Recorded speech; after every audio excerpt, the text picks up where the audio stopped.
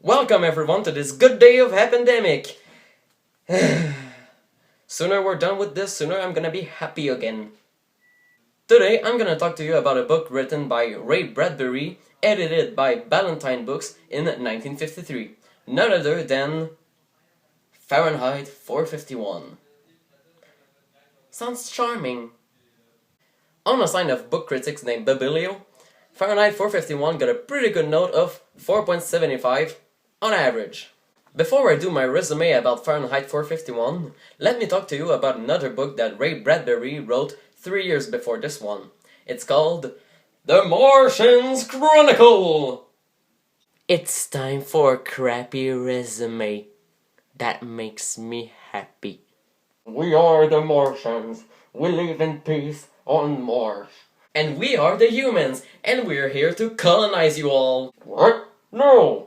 What is that? Resistance? Take this! Bang! You assholes! Now that we live in peace, I'm gonna piss off the government by saying that they are all bad. Hey, that's mean! Take this! Bang! Ah, shit! Take this! Bang! Ah! And then they all died. Yeah, don't worry, the resume for Fahrenheit 451 is gonna be longer and way more precise. The story of Fahrenheit 451 follows Guy Montaigne, a fireman who is tasked to burn all books, because in this world, reading and yet alone possessing books is forbidden. Except for comic books! Yes!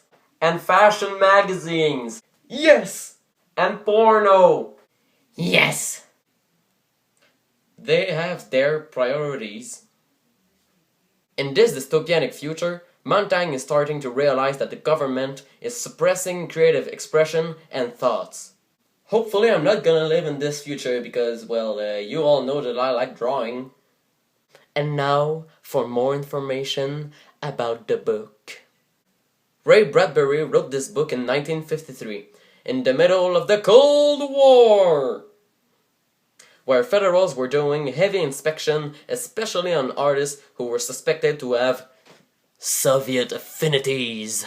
He was also inspired by the book burnings of fascist government in the 1940s. And you guys all know what fascist government I'm talking about. Nine! And now, just to give you the tone of the book, I'm gonna read some excerpts. These two are Montaigne who's talking.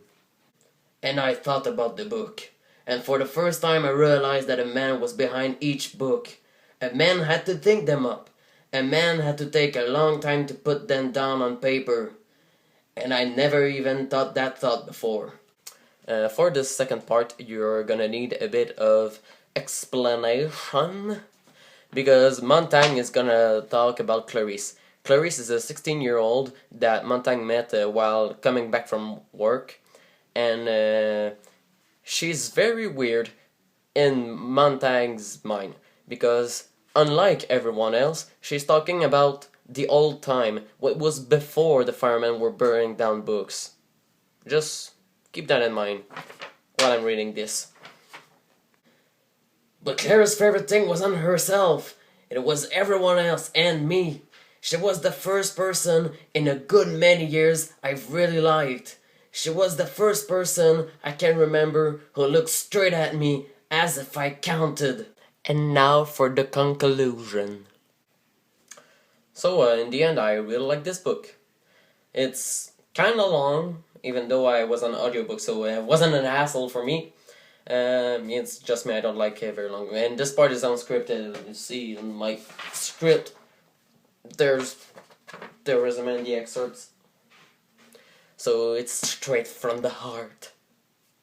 Yeah, I like this book. The themes of, first of all, creative suppression and dystopianic government that tries to control the population by keeping them dumb.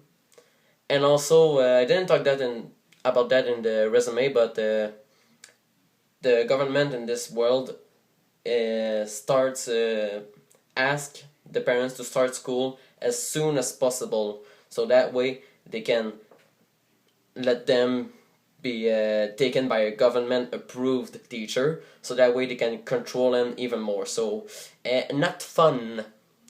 And if I were to recommend this to anybody, it would be to someone who likes science fiction, dystopianic future, and also very psychological themes, because it's very just in the mind of Montag and his internal conflict between his work and staying in order, and the realization that maybe this isn't the right way. Maybe the government is an asshole. Maybe. And if that wasn't clear before, the themes are science fiction, dystopian, order, control, creativity, and maybe some other more, but I'm not a very analytic person, so I can't really recite more. So yeah, that's it. I liked it. Oh yeah, I forgot this one. I don't know what the moral is, because like I said, I'm not a very analytic person. Seriously, I've read it 2 times and still I can't give you one. Maybe it's just because it's a very deep book. Goodbye, there's an earthquake here.